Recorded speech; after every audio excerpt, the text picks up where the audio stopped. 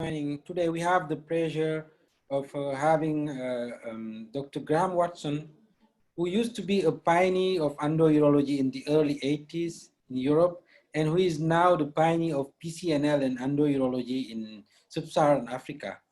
For those of you who haven't had the chance to know him, please do get to know him. He's just such a brilliant guy, such a nice human guy, and who's been very helpful in helping us start doing PCNL in our country and through our country in many sub-Saharan African countries.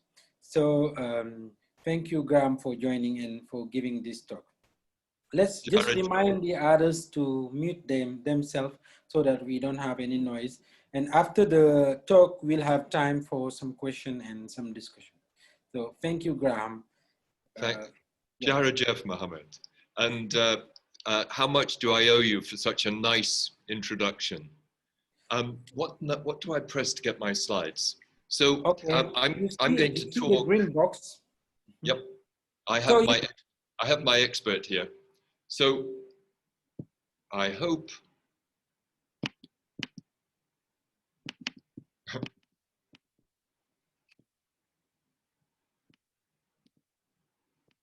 good. Okay. Can you see the slides, or have you got these? These are clear to you? Yes. So we're going to talk about PCNL and how we get this to Africa. So I'm just going to. Can I just move that? Yeah. Sorry, I'm so unfamiliar with Zoom. And at the moment, I've got everything covering my slides. But this first slide just shows us the journey so far. So there are 10 countries where I have been teaching PCNL in Africa, and the journey has been with a few developments and the adaptations that I've had to make. The first is that because of the difficulties with power cuts and the difficulties of looking after patients when they are prone in a dark operating theatre with sometimes rather limited systems for monitoring them, I've been persuaded to go from all my patients being prone to 100% supine. And to my mind, once you go from prone to supine, my experience is you don't turn back. Since I went to trying supine, I've been doing all my cases supine. My anaesthetists are much happier, and I've really found no disadvantage from my point of view. The other great advantage is that I have learnt to perform the procedure under ultrasound alone because I've had to. This is because the X-rays, the C-arms have broken during the course of my training trips, or in some countries they just didn't have them, and they weren't available. And it is possible to do PCNL under ultrasound alone. So what's the minimal kit? Well, an operating table that's compatible with X-ray, but if it's not, you can put a trolley at the bottom of the table so you can bring the patient down and then X-ray through that. We do need a C-arm, but you've also learnt that it's possible to do it without the C-arm and to use ultrasound alone.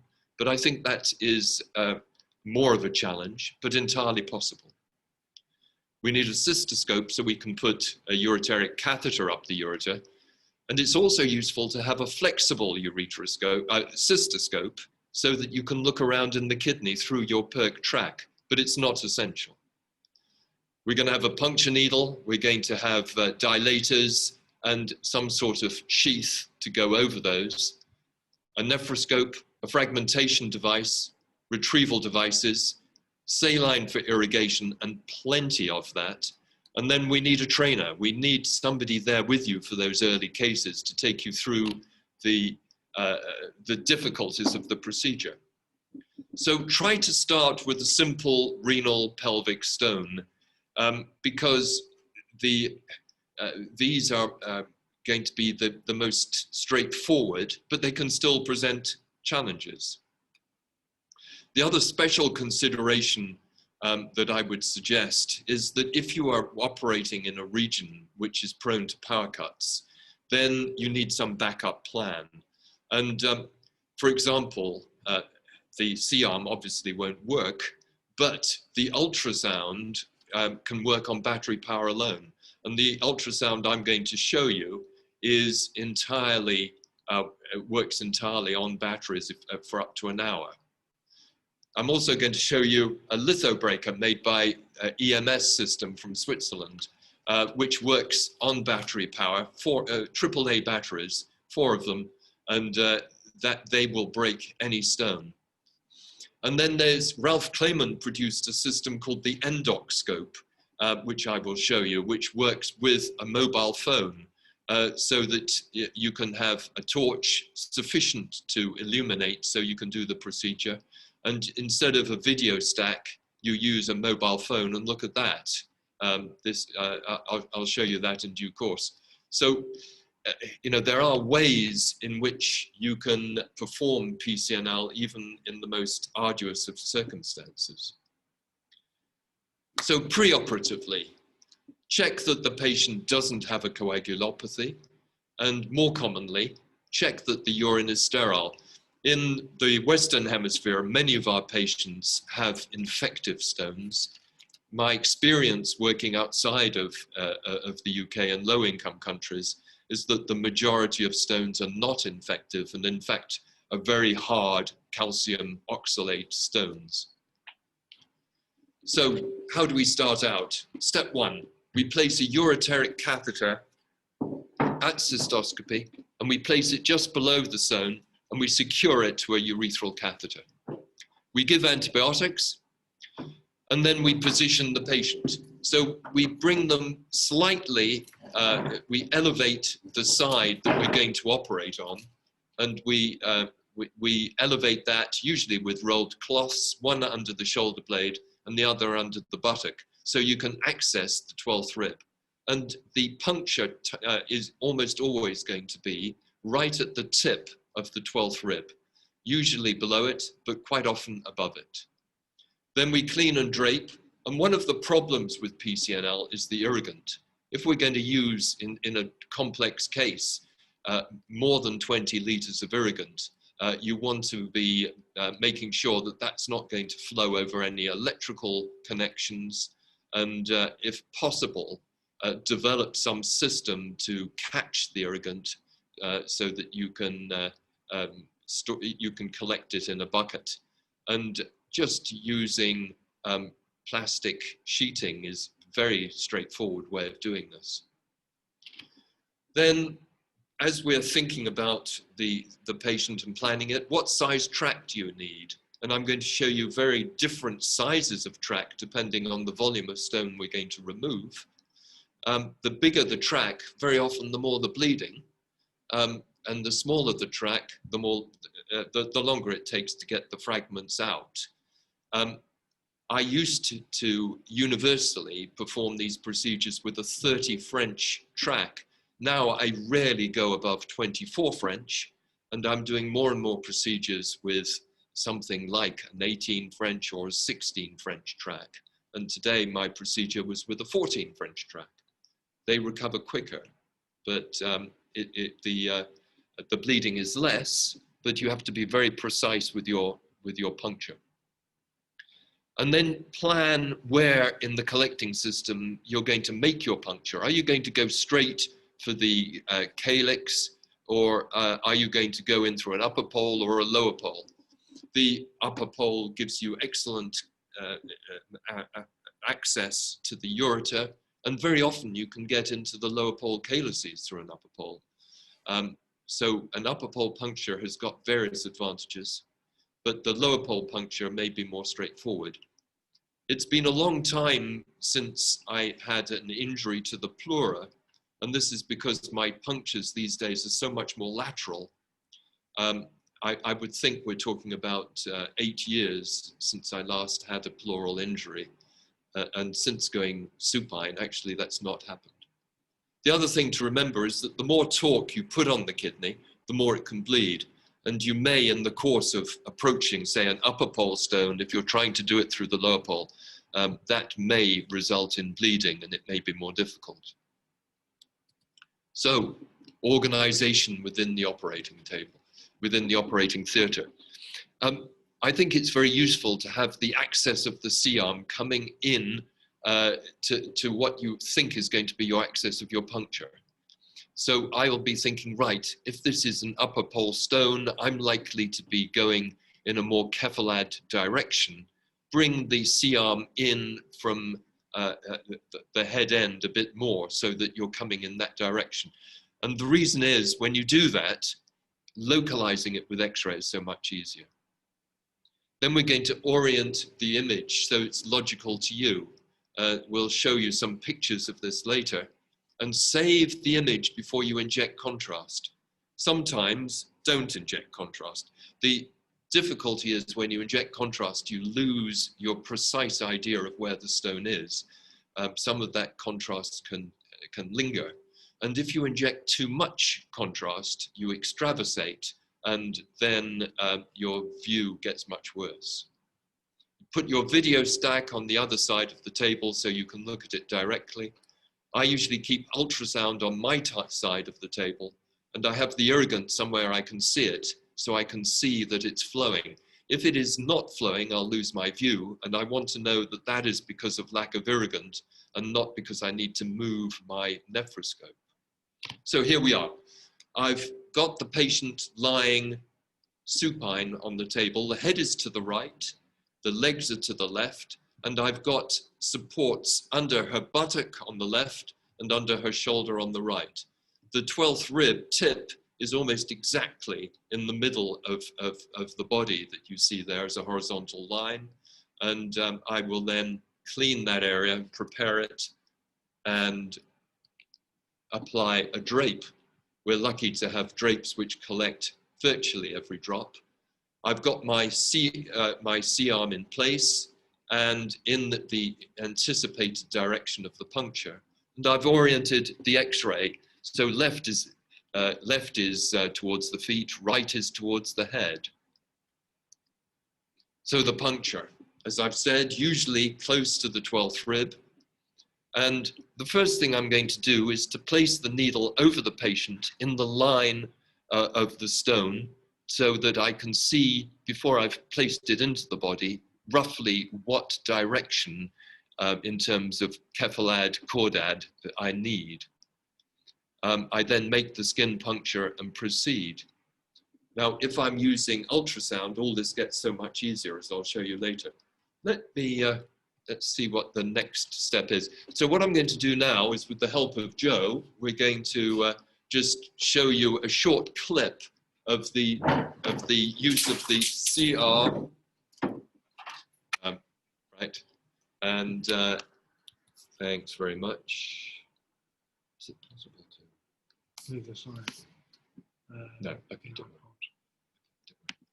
We'll just show the video. Get this down if you. Yes, we go desktop. Yeah. Screen.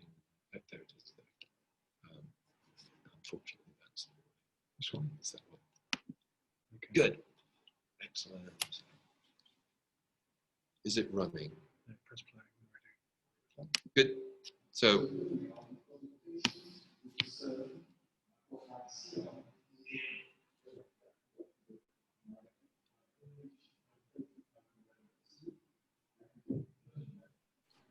Graham, you can speak at the same time.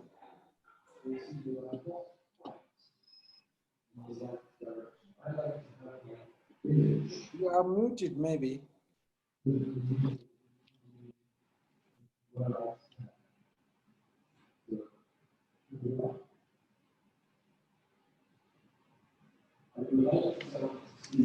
Graham, you can speak at the same time.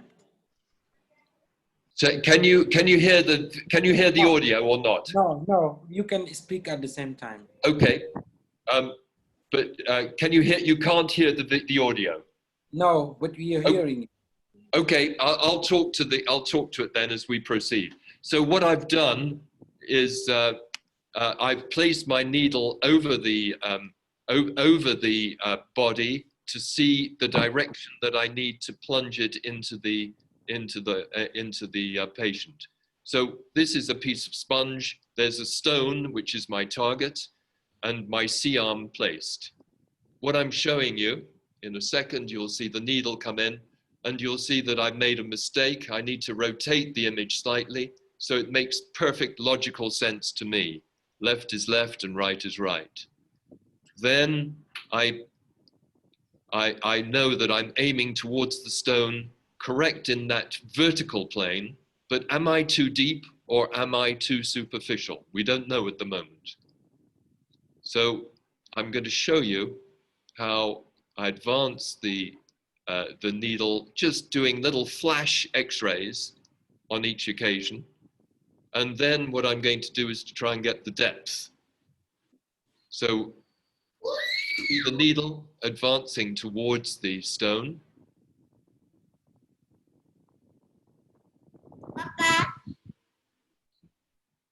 And then we're going to move the C-arm to one side. Now, I'm moving this C-arm over to my right. And what I'm seeing when I flash is that that needle moved slightly to the left. That doesn't mean that you're suddenly to the left of the stone. Imagine that your head is where that C-arm is. You would see your image, if you saw the needle to the left, it would mean that you were superficial.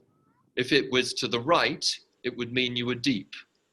And what you have to do is just try this with a model in your own theaters, and you will get the understanding very quickly of what is superficial and what is deep. So in that case, the needle had moved to the left.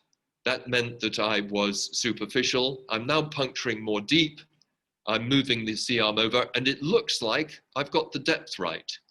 So now I didn't alter it in any way, left or right. I just altered the pitch, whether I was going deep or superficial. And now I'm online. And just advance the needle little bit, like by little bit, and get it right early on in your course, rather than thrust the needle into the wrong place right the way through the kidney in the beginning. And now we're right on the target. So that is how you make the puncture. And it's very straightforward as long as your axis of the C-arm is the same as the axis of your needle. If you then want an upper pole puncture, move your C-arm so it's roughly in the same line as your needle. So I'm going to leave this now, and we're going to go back to those slides. The triangulation technique. That is the triangulation technique. And I would strongly recommend that you use the system of a model in your, and for example, you put a bit of metal in a watermelon and you practice puncturing it, and get everybody in the team to be absolutely certain about how the procedure's done. But ultrasound has got a lot to offer, because with ultrasound, you see things you don't see with when you're using X-ray. You can see the things you mustn't hit: the liver, the spleen, the bowel, and this all comes into view. Obviously, you use less radiation, but it's also 3D in a way, with continuous imaging as you do it. And it comes into its own when you have a situation where the stone is completely obstructing the pelvic-ureteric junction and you can't get any contrast into the collecting system. Then you have to rely on ultrasound for the puncture. The limitation, though, is in the very large patient, purely because when the patient is massively fat, it's a long way. And whether you're using X-ray or ultrasound, advance the needle in repeated small jabs, making short, sharp flashes with the X-ray. But with ultrasound, again, small jabs to advance rather than steadily advancing it. And it's rather like the way you get into a vein. You do it with small little jabs to get in. And when using X-ray, I would continuously image just in the final part of the puncture. So here we're seeing the beauty of ultrasound. We can see a stone in the lower pole of this kidney. You can see the layers there. You can see the fat. You can see the muscle layers, and you can see that there's no bowel between you and the kidney. With practice, this becomes so useful.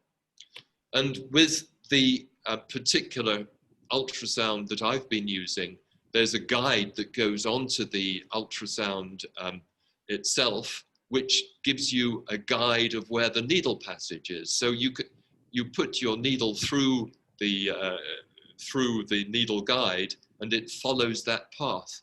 Notice on this particular film, you can see the liver there.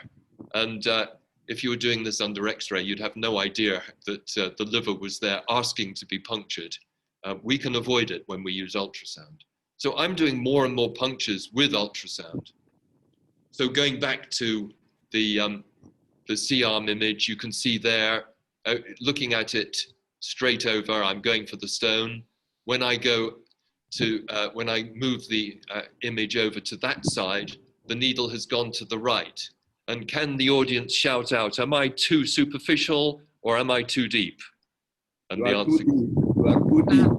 very good, very good. You're too deep, and so you change the pitch, and you will then get online. So this is a case I did yesterday, and the puncture was done under ultrasound, and you hit blue. So I'm putting blue into the collecting system, not under great pressure, and when I hit the collecting system, I can see clearly that I've hit the collecting system. The blue just makes it more obvious than if I was using saline alone. Once I'm in, I'm going to place the guide wire, and I'm going to try to get that guide wire down the ureter. And if you were using ultrasound without X-ray, you would have no idea where the guide wire went, but you would place it by feel and put it in as far as it would easily go. That's when life gets more difficult. With X-ray, the following parts become much easier, the dilatation. And what I'm showing you here is dilatation using a one-step dilator.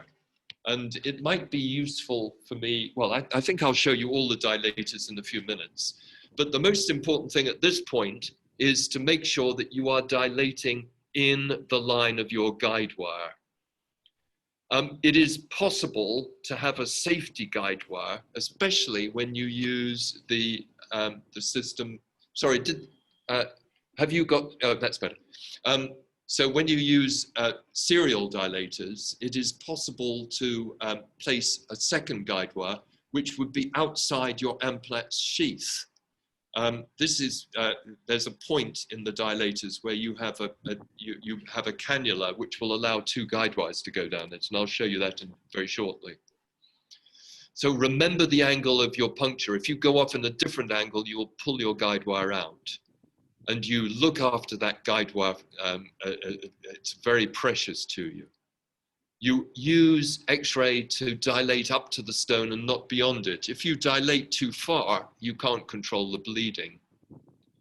If you're using ultrasound, then your only way of knowing that you're in far enough is when the guide wire within a cannula becomes stiffer and less easy to move backwards and forwards. That tells you you've got far enough. And the other thing is sometimes you get some fluid, some clear fluid from the renal pelvis coming back. So now I've got my one-step dilator in, and I'm inserting my second sheath, and there's the sheath in position, and I'm ready to look in. Have the nephroscope ready. You don't want a long period of time getting the nephroscope ready before you, once you've removed the final dilator, because the system will be bleeding and it'll fill up with blood. Be ready to go. If there's brisk bleeding the moment you take out your final dilator, put the dilator back in again under X-ray control and wait for a few minutes and then look in. If you can, what you need to do is to advance your amplat's sheath into the collecting system, so it tamponades the bleeding. But if it's impossible, then put in a drain which is tight, so about the same size as your track, to tamponade the bleeding and come back in a few days. This is very rare. Sometimes you look in and you see fat and you don't know where the system is. If you know your guide wire went down the ureter, you can safely dilate alongside the, you can dilate further. But sometimes you don't know this, and a squirt of methylene blue will show you the direction you want to look in order to get into the collecting system. Also, you'd be looking for a collection of clotted blood, because that indicates a natural cavity, and that is usually the collecting system. And finally, the stone is usually shrouded in clot. Move around slowly, don't use force. And as I said before, if you lose your view, remember it may be because the irrigant has run out, and it's not because you are in the wrong place. So here we see the view in the patient I was showing you earlier. And because this was a track of only 16 French, the bleeding is minimal and the view is superb. So you may think small scopes, less ability, but there are advantages, and that was then cleared. So what can we use to fragment? And I think what I'm going to do is to show you some of the tricks on my table very briefly before we come back to the slides. So can I just, with your help, go to the camera again, Joe? So let's show you the options that we have for dilating. And one very useful device is what I call the aerial dilators, or telescopic dilators. This particular dilator has a bobble on the end here, which is a nuisance. There are other dilator types which have ledges on, which will hold the next dilator. And basically, you insert them one over the other. So there goes the first dilator. And if we pass another one, thank you. So on goes the next. They have to go on in the right sequence or there's trouble. And you would just be holding on to the end very firmly. And what I do is to reverse my hand. So I give counter traction and then advance the dilator over. And the advantage is that when you've eventually got all the dilators in, it gives a very sharp edge. You can dilate right up to the stone, which is the advantage of the telescopic dilators. With the fascial dilators, what you do is you start off putting a small fascial dilator. This is only 6 French over the guide wire, and eventually you get in a central 8 catheter and get that as far into the system as possible. Now over this, you can run a little cannula which is much wider. This will run over that catheter. And once you've got this into the system, you can put 2 guide wires down. So you've now got 2 guide wires well into the collecting system. You dilate further over one of those, leaving the other one outside. So what happens is that you've eventually got your dilator with an Amplatz sheath within it. I'll try and find one that, by luck, I've chosen the right Amplatz sheath. So here's an Amplatz sheath, and here is the dilator. I would have one, I would be dilating over one, so the safety guide wire would lie outside your Amplatz sheath. That means it doesn't get in the way of you working within the lumen. And then another way of dilating is with balloon dilatation. And here we can see a balloon made by Porges, by Coloplast, I should say. And you blow this up to 16 atmospheres, and it will make, in this case, a track of 30 French.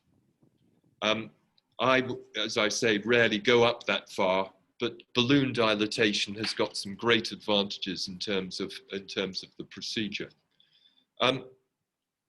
Let's just show you the range of telescopes.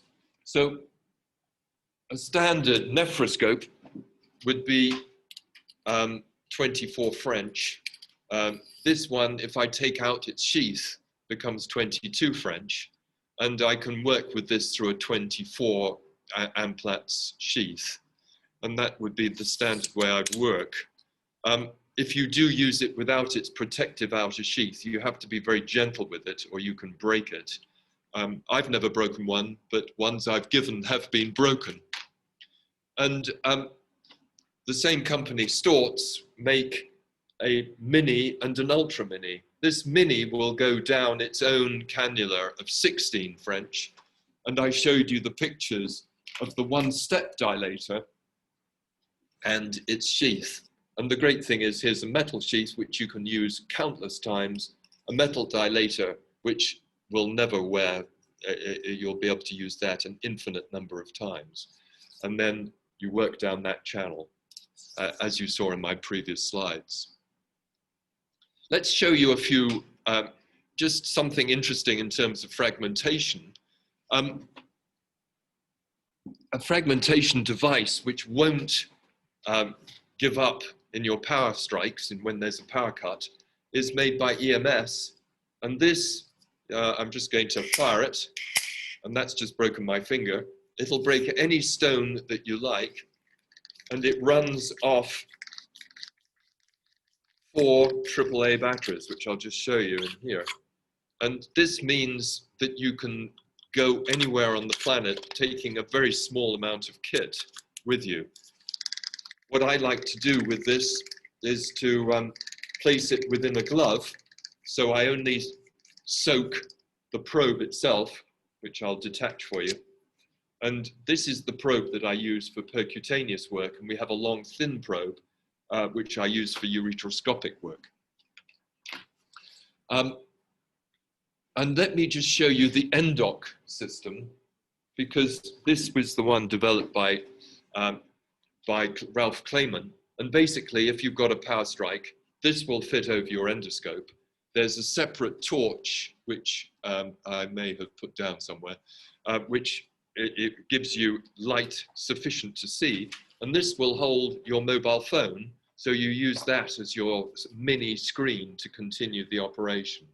Of course, you could look directly down at the eyepiece, but this allows other people to see what's going on without having a video stack. Right, let's go back to the slides briefly. And power on, I'm going to try and speed up. So, retrieval through the small scopes, unfortunately, means you have to use tiny instruments like, as you would with a ureteroscope. But retrieval devices otherwise, larger forceps, which you try not to break. Don't grasp the stone too hard. You won't do this, you're more seasoned, but the beginner very often tries to pull the stone fragment through the channel of the nephroscope. And of course, what you have to do is to take the fragment out with the nephroscope and keeping the fragment in view all the time. And for heaven's sakes, have somebody holding on to your Amplatz sheath when you're extracting a stone fragment, because otherwise it falls out of the system and the procedure is over. We can do simultaneous ureteroscopy when we're going supine, as you can see here, which is a great advantage to check if there are any fragments in outlying calyces. And you can see here on the left-hand picture, the ureteroscope looking into a middle calyx, while my nephroscope is looking into a lower calyx. And this is the puncture mark. You may say, where is the nephrostomy drain? Well, when you get brave and foolish, you go tubeless, and the patient has an easier time of it, but you have to learn lessons. So drain all your cases in the beginning of your experience in percutaneous surgery, and explore going tubeless when you've done several hundred. But always drain when there's renal failure, a single kidney, or an infection stone. And how can we help you? Well, you know about IVU Med, Eurolink, Meditech Trust, but there are other things coming down. There's down the turnpike. Proximy.com and Help Lightning are ways of using merged virtual reality, so that the mentor can point, when he aims his camera on a white background, he can introduce a pointer to show you on your screen where you need to puncture or make an incision. And these devices are going to really help us help you. And then we're using a headset made by RealWear. You wear this and I can see everything you see, and you can convey the image from your camera or from your ultrasound or from your x-ray. Then there's Intersurgeon. If you register on intersurgeon.org, and please do, then we can get you Help Lightning, the Help Lightning app for free. And I happen to be the person who's approves all applications, so I can promise you you'll be approved. And this is where we've got to so far. We've got 60 people registered, both as trainers and as people wanting help from around the planet. And how can we make surgery more affordable to you? Well, the Meditech Trust has formed agreements with a number of hospitals, and we're prepared to do this to any hospital in the world. And basically, any disposables are given to us, and we then make them available to people in low-income countries. So we're currently collecting TUR loops, guide wires, baskets, PCNL needles, sheaths, etc. And we're trialing a system for making saline from boiled water, which will hold 25 liters. This was made by my design with my next door neighbor, seen here in front of my mighty fine house. And here you see it at low level, and here you see it elevated, 25 liters. You boil the saline, you add 9 grams per liter, and you let it cool. And we want to prove that this is safe. And so we're very hopeful that people will use this and do the work to show us the audit that whether this is safe or not. So let me return to you for questions. Thank you so much. Prof. Nya. Thank you, Graham. It was very nice talk.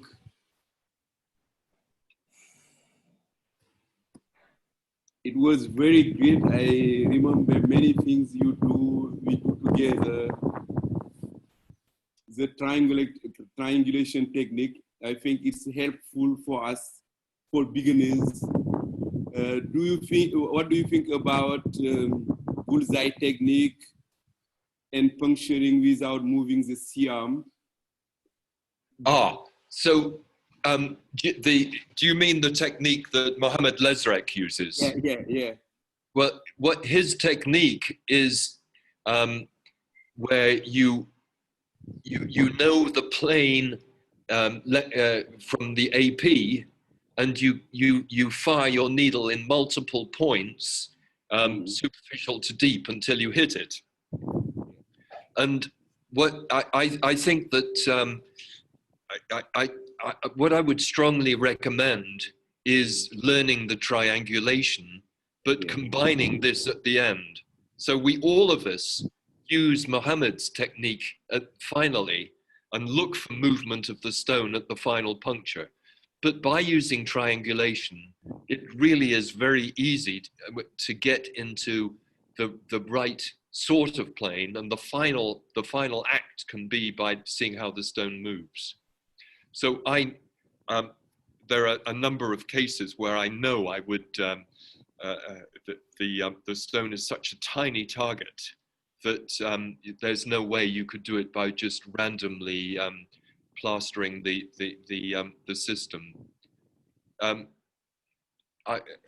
My feeling is learn the triangulation. It's very important. Do you agree, Lamine? I think What's so. your view? Yeah, I think it's easier to do the triangulation technique when you are beginning. If you do many cases, you can do the Lezrek technique. what do you think about bullseye? I never do bullseye technique. I don't know if I'm allowed to say this on Zoom, but when I used to do bullseye, Janak Desai, who's a good friend of mine, said bullseye bullshit. The problem with bullseye is that you cannot go very lateral. Yeah. If you make a lateral puncture towards the tip of the 12th rib, then you can get into so many parts of the kidney from that same puncture. It's amazing how you can see around a large amount of the collecting system. With the bullseye, it really lends itself to prone PCNL and making a puncture much more medially, because we're limited in coming in from such an angle. The advantage of bullseye is that it's very immediately obvious how to do it. But with triangulation, if you just model the triangulation, it frees you up and lends itself to supine PCNL. And so I would advocate strongly supine PCNL, therefore triangulation, and therefore avoid bullseye. Now, in all your cases, you do supine position. Yes, you don't 100%. have sometimes problems for the puncture if it is in the upper pole. Yes, even the upper pole I can do supine, and it's been many years now since I think one of the first cases I did supine was with you, Lamine, in Dakar, and we explored it together, and I'm forever grateful, because this was a very important moment in just making the jump to going supine, and once you go supine, it's most people do not turn back again. Yeah, sure. What guide wire do you use? The hydrophilic one, or now you use some other guide wire? Oh, the guide wire. Yeah, I used to use the glide wire, the zip wire made by Boston Scientific. Lovely wire, and the trouble is it's very slippery. I'm using the sensor wire now, and the reason I like this is because it has a hydrophilic tip, and because it has a fairly stiff body. But the other reason is altruistic, that I can save these guide wires and they can be reused. If you reuse the hydrophilic wire, it develops irregularities and you can lose your ability to for the puncture. Yeah. So you do a beautiful puncture, you get your guide wire in, or and you're locked, and you then have to take out the needle and the guide wire. Yeah. Have you found that ever? Yeah, I find I do many cases like this. And so if you use the sensor wire, then that does not happen. You can reuse the sensor many times. And it's because the coating on the hydrophilic wires comes off in a globular fashion, and the guide wire can't be reused. So these hydrophilic guide wires are great if you use them once, but that's not reality for most of Africa. Yeah. Some questions. What do you think about the fragmentation? Pneumatic or sometimes ultrasound. I try with with Trilogy and with shock pulse. Yes. Very nice. Yes. But I used to use our pneumatic from India. Yep. But I tried one day with ultrasound. It was very nice because you suck your stone and it's very quick and no bleeding. Yep. I 100% agree with you. It's a question of cost. And Yeah. uh, there are, but if you break up the stone and you know, that's going to be the cheapest way. The more complicated devices are more expensive, but they work beautifully. And especially with a soft stone, you hoover it up. The it's great. So they're most effective for large staghorn calculi. Okay. And do you use laser sometimes? Well, when you use the Ultra Mini, you have to use a laser, but it's much more effective percutaneously than it is endoscopically, because you can get the clearance of the fragments through your track. So on occasions, I'm using the laser through an Ultra Mini nephroscope, and we're talking about a 14 French track.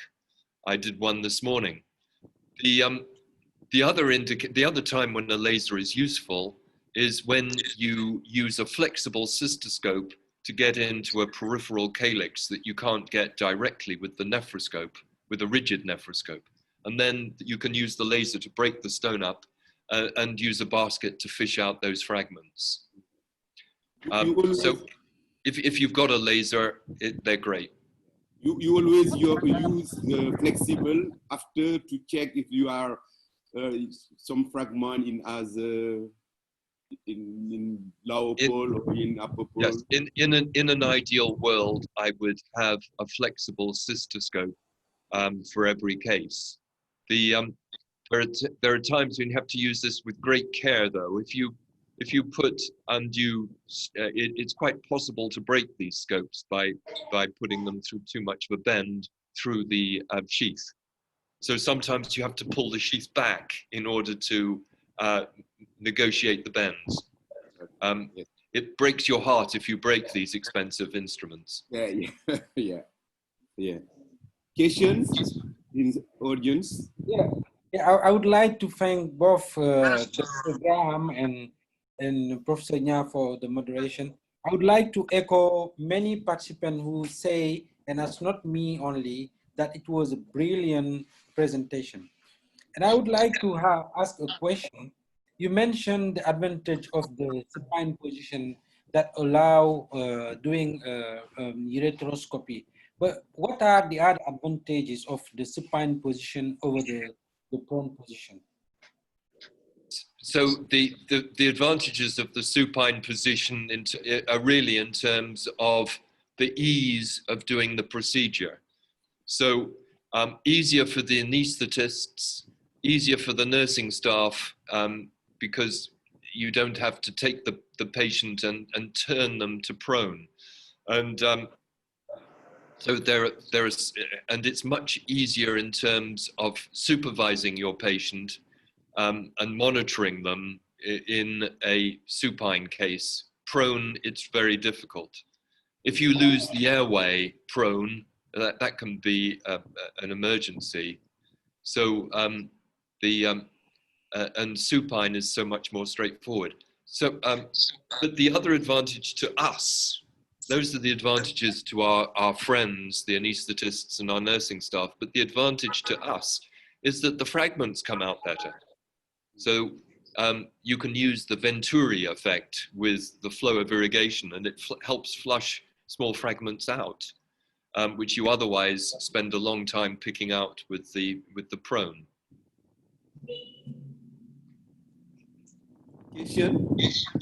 So is there any difference if you want to puncture the upper calyx or the lower calyx in terms of positioning?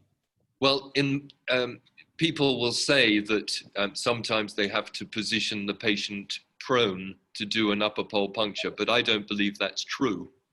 I will always come in from the same position. Just if I'm going supine, I will always do this just above the 12th rib, and that means that I avoid the pleura.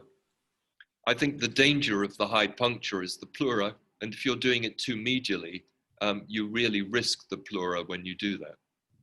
So I just go in through, I go supine. I'm using ultrasound to make sure that there's no other structure nearby, like the liver or the spleen, that I'm going to damage. And then I use X-ray as well. What do you think about combining ultrasound and X-ray in the puncture? Because the ultrasound can you can know if you are deep or not, and the X-ray for orientation. I think sometimes it's very nice to combine both for the puncture. Yep. I use ultrasound on every case, and I'm a complete convert to ultrasound, but it's great to have X-ray there as well. Life gets a little bit tricky if you only do it with ultrasound, but it's possible. And so if we can develop our techniques with ultrasound alone, then we'll be able to spread PCNL through a much wider audience in Africa. Graham, thank you for this nice presentation. It's Medina. I just have one question regarding the use of ultrasound. Yes. For puncture, it can be very handful to use it. But when going for the dilation, it's not easy because you can't see the guide wire really with ultrasound. So what are the tips and tricks for you to avoid overdilation or not sufficient dilation with only using ultrasound? So if I'm only using ultrasound, the most important thing is not to dilate too far. So if you dilate too short, you can always go back in and dilate a bit more. I was talking about some of the tricks which I've learned from Professor Zhang Yi, who's from Beijing. And he showed that if you hold on to that, you hold on to the guide wire and you hold on to the cannula, and you keep just vibrating the guide wire within the middle of the cannula. And when you reach the end of it, when you've got in far enough, it just sticks, showing that you're going around a bend. And he used you learn to dilate the track by feel. And and even I have managed to learn to do this. So it's certainly possible. So this is a good reason for you to come back to Dakar after COVID-19. Medina, he did 3 cases last time, only with ultrasound, without Siam. Yes. Yeah, no, yeah. Yeah, you have to come back. That Lamine is because you stole the Siam and only let me have the ultrasound. Yeah. So my last question, I have one last question about your experience regarding morbidities. What are your worst experience on injuring organs by doing PCNL, and how did you manage it? The worst event is death. Very, very unusual, I'm glad to say, but this was sepsis in a patient who seemed in every other way, it was such a straightforward procedure. Now, she had been placed on antibiotics before surgery, and she was even given a week of oral antibiotics before the operation because this was an infective stone. But she developed a very severe urosepsis and died, having had complete clearance of the stone with no surgical misadventure. But it's unusual, but I'm afraid it can happen. The other thing is bleeding. And occasionally you will get a major bleed after percutaneous surgery. We talk about a 1 in 200 risk of needing to embolize the vessel. Relatively rare, but not as rare as I'd like it to be. And if you don't have access to embolization, then if you had a case of persistent heavy bleeding, you'd have to go in and operate and hope to oversow the bleeding area in the kidney. But in my country, we can embolize, and that's no longer a problem, and it's a rare event. In terms of injury to surrounding structures, I'd have to go back to my years of training when I found myself in the middle of the colon, retroperitoneally, and I recognized curious brown stones in a structure, and which were rather softer than my normal kidney stones.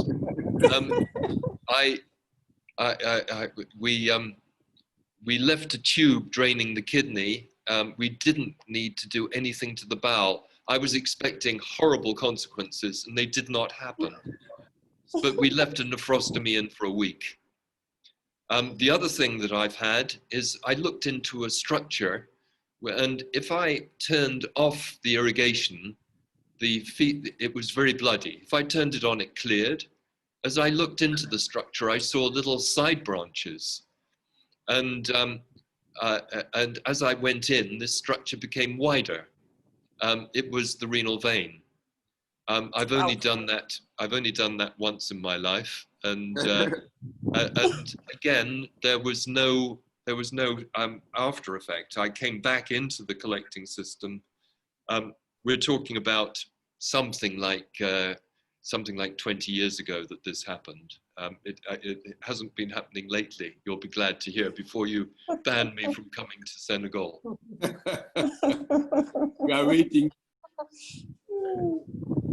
I have one more comment. There is an important need, and I see that you're very good at designing videos. I mean, I'm thinking of a course talking about renal access, because the access is not purely for PCNL, it could be just for nephrostomy. And there are for nephrostomy as well, and other things. Yeah. Really need, and even shockwave lithotripsy. Yeah, yeah. And so, yeah, what a good idea! I'd be delighted to help. We'll rope in Lamine as well. Yeah, you can be someone who is from California. You promise for ultrasound puncture and ultrasound axis. Yes. Tomashi, yeah. Yes. No, I very famous. We have to organize it. Yes. One session in Dakar, only with ultrasound. Yep. Yeah, that would be great. Yeah. But that's good to have a video. I know there are many videos in YouTube, but it's not comprehensive enough. When I say comprehensive, is talking about landmarks, using the use of the ultrasound, etc. And I know that Professor Nya had good interaction with Tomshi for that. Good, and we'll make it in French. Yeah. So before we finish, we have the chairman of PAUSA today is Dr. Willis Oyeko, who is a representative of PAUSA in Eastern Africa. Dr. Oyeko, can you say a word, please? Excellent. You can unmute yourself. Yeah. Yeah. I can see. Yeah, thank you. Hi. Hello. Hello to you. Thank you, Dr. Watson. Nice presentation. I'm here with another colleague from Kenya, Dr. Chabla from Mombasa. I've seen him also sending messages. So we are sharing these videos, and they are very helpful. We are going to send them also to our registrars so that they can also start following. Otherwise, we are together. Thank you very much. Thank you very much. Thank you. Another question, or Mohammed, this time? That's okay. You have the closing remark. I think, Graham, thank you so much. As usual, it was a very nice talk. And I think Graham is a very, very, very good teacher. He's very patient. he succeed always. It can take time, but at the end he succeed, because I think PCNL is very it's difficult from Yes. access to the end. You have to be patient.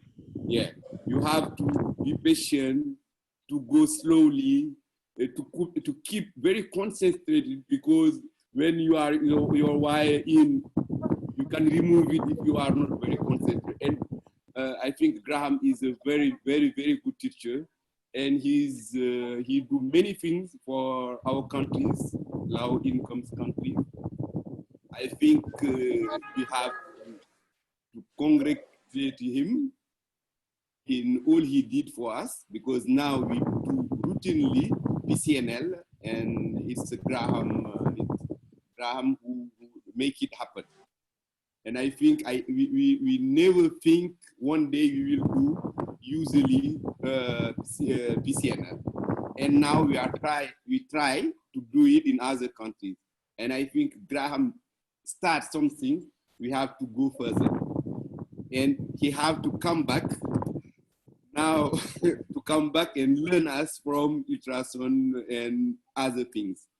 We always need him, our teams. And thank you, Graham. Thank you for all you did for us. Thank you very We much. really miss you in Dakar. Yeah, really. Shame on COVID-19. Shame on this pandemic. Shame So on thank everybody COVID-19. for joining. Thank you, Graham, and we look forward to the next session. Thank you very much. Thank you very much.